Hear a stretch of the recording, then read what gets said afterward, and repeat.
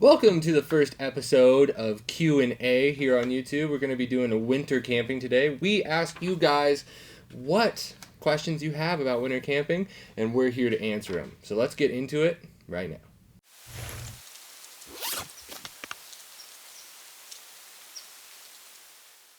Our first question here from Josh Hope. When using a wood stove, is there any need to leave any zippers open or allow any more airflow than what the top baffle allows? And I think when he's talking about baffle, the stovepipe, I've never used a wood stove yet.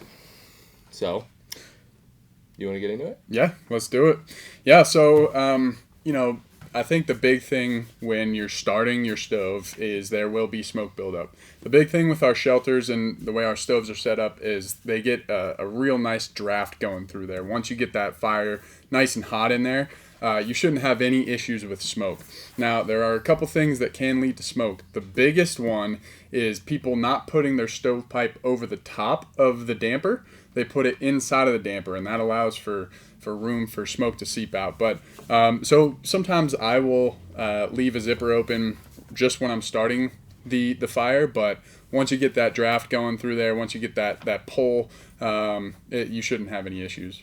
We also have a upper vent on the top of most of our shelters, and that's going to allow some breathability as well. Another thing I like to do, like if I'm worried about the smoke and stuff, is leave a little bit of a draft down at the bottom of the tent.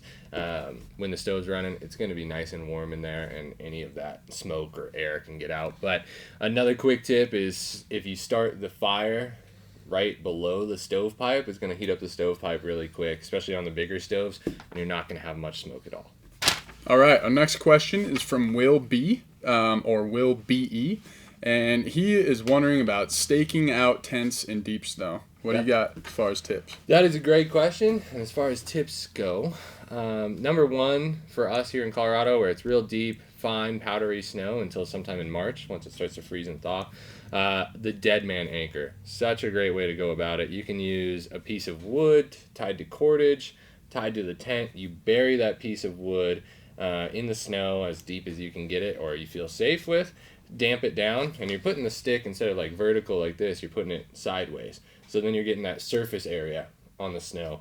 You can do this with stakes too. I know Ryan did that on his recent trip. You had the 12-person teepee, and he just used a stake with some cordage, which gave him enough purchase in that snow that the tent was doing fine. You guys had some pretty crazy weather too, right? Definitely. Yeah, and so with those dead mans, typically on like our bigger teepees, you're going to attach a piece of cordage. This is going to change depending on how heavy the snow is, right? So if you have super light powdery snow, you're going to want a longer piece of cordage going down into the snow to keep, to essentially add more weight onto that stake. Whereas if it's, super wet snow, maybe melting snow, it's going to be a lot heavier. So you might not need as long of a piece of cordage. Another thing you can do with staking out tents in deep snow is just going down as far as you can. It really depends how deep it is. If it's a foot, you can really dig to frozen ground, and at that point you can use some kind of a nail stake or something like our twisted aluminum stakes work great in that kind of frozen ground as well.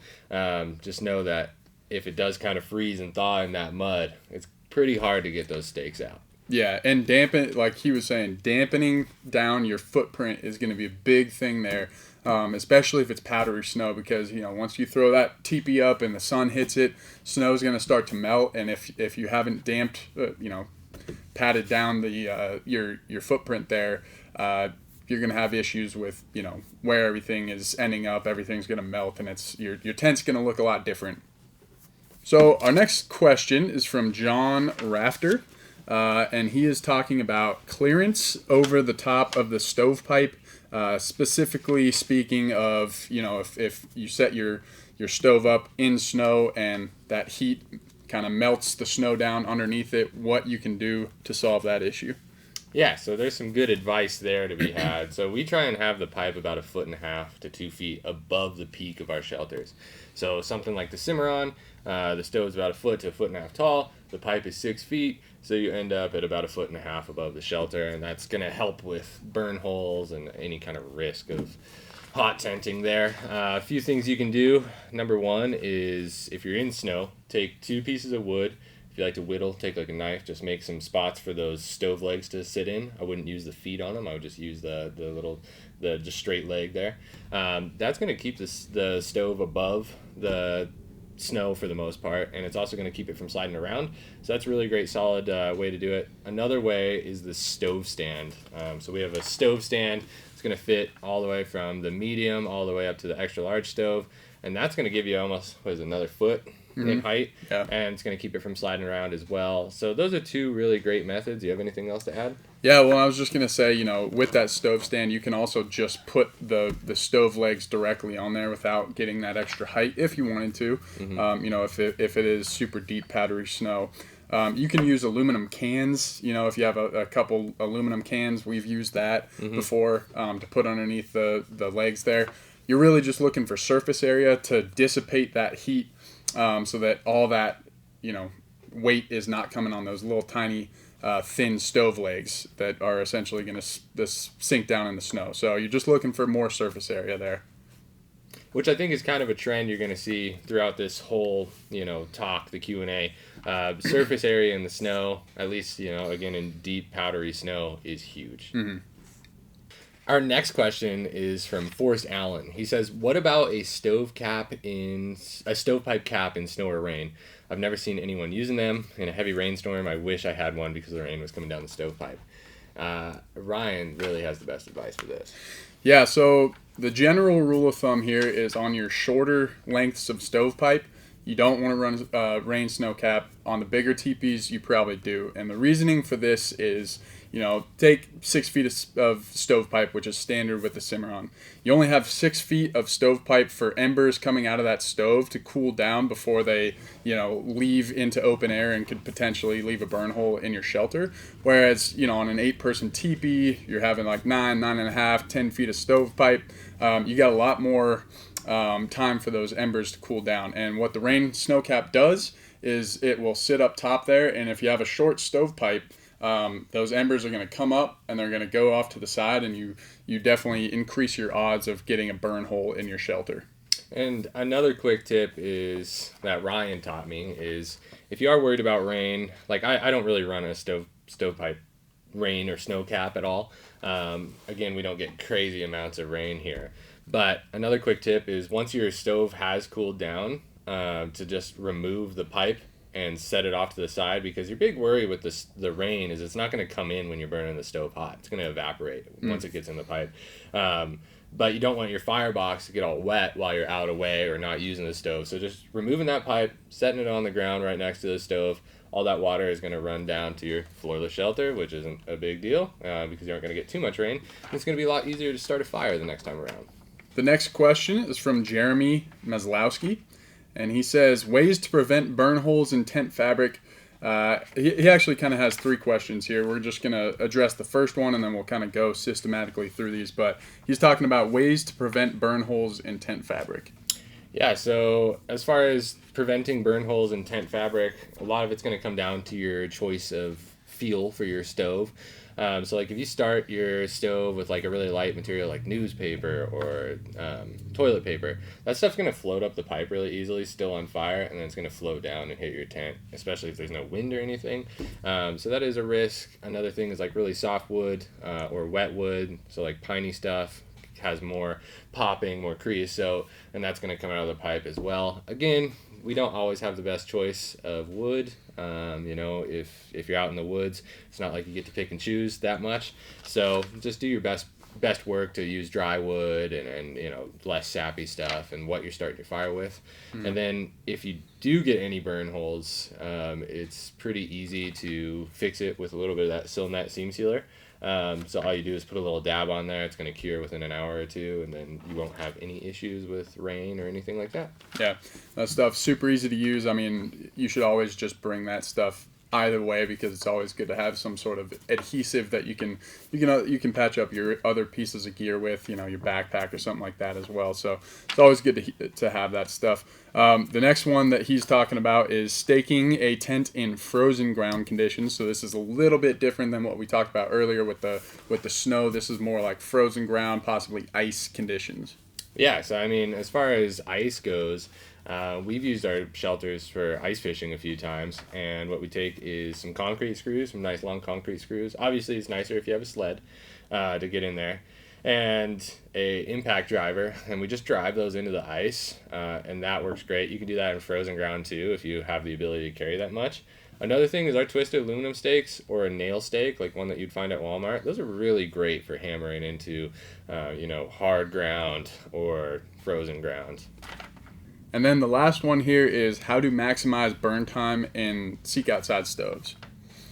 Well, it really depends because that's going to come down to kind of what we were talking about, what fuel you're using for your stove. In something like a Big Mama, which we generally take out in winter camping situations, having those big gas station logs is a really great way to maximize burn time because the wood's dry generally, and it's real big pieces of wood. You just start a little bit of kindling, get a nice coal bed going in, throw one of those in, and it's going to last for a few hours. So it's really just wood prep and what you have, like really hardwoods are going to burn a lot longer than really soft woods. Another thing is like those compressed logs, as long as they're like an all natural, they don't have any wax or anything, like compressed sawdust. Those work great. We used those in that Red Cliff and they lasted too long. We wanted to pack up and they wouldn't stop burning. So that's a great choice. Yeah.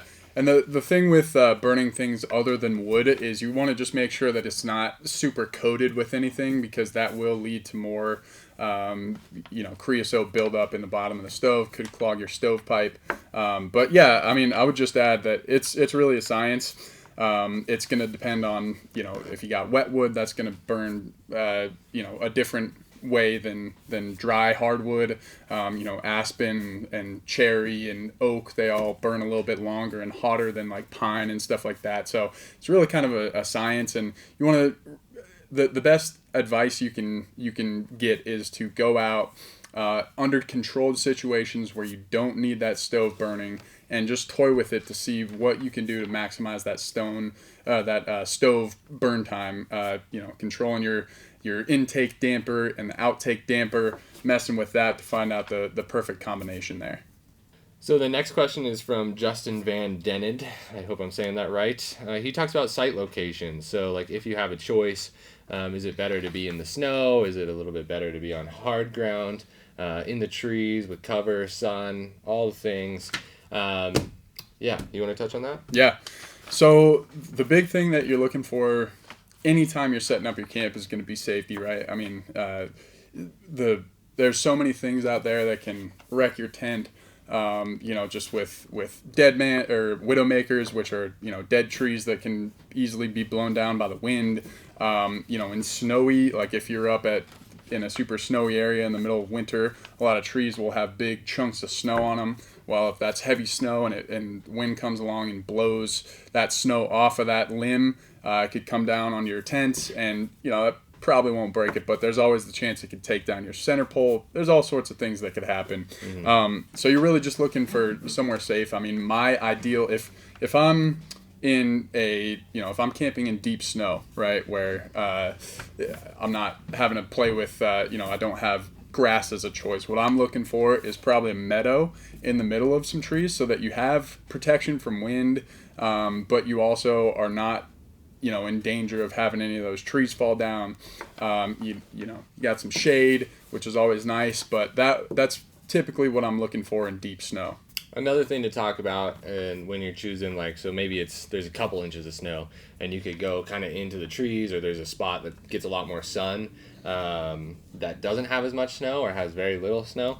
Me and Ryan actually dealt with this on a hunting trip. We did like a third season elk hunting trip, and honestly, we were camped in where there was a spot where there was less snow. It was almost mud, but it was frozen most of the time. I wish we had camped in full-blown snow, by far, because the mud destroys your gear, whatever you have, your boots, all your things. You're just working around the mud so much. So if you can be in some deeper snow, I mean, I wish we camped 1,000 feet higher, because it was just miserable. And then the mud gets in your zippers and just... It is hard on your gear, and it's hard on your morale, I think. So it's, again, situational, but when that teepee heats up from the sun, that greenhouse kind of effect, and it starts to melt that frozen ground, it can get pretty ugly in there quick. Yeah, and it's really, again, this is kind of a science thing, right? This is kind of an experience thing. The more that you use your shelter, the more you'll find out what you like better. Because there might be somebody out there that doesn't mind camping in mud, right? Or if you're always taking a floor, it might be a little bit different, and you don't want to camp in the snow. So it's really just figuring out what you like. But I would say that safety, gear management, finding a spot that has a big enough footprint for your shelter. Those are all the biggest things there. Well, thank you guys for tuning in for our first Q&A. There should hopefully be many that follow after. Thanks for putting your questions. We're going to do this on Instagram and Facebook, and then like our Facebook Adventures group. So yeah, we're going to be asking you guys questions, and we hope that this helped you out. Yeah. And don't forget that if you have a question that can't wait until we put another one of these out, just feel free to give us a call, shoot us an email. We got all that information up on the website. Or drop a comment down in the comment section below. And then always make sure, we have some more informational content on our YouTube channel. So check that out. And otherwise, you guys have a great day. Thanks for watching.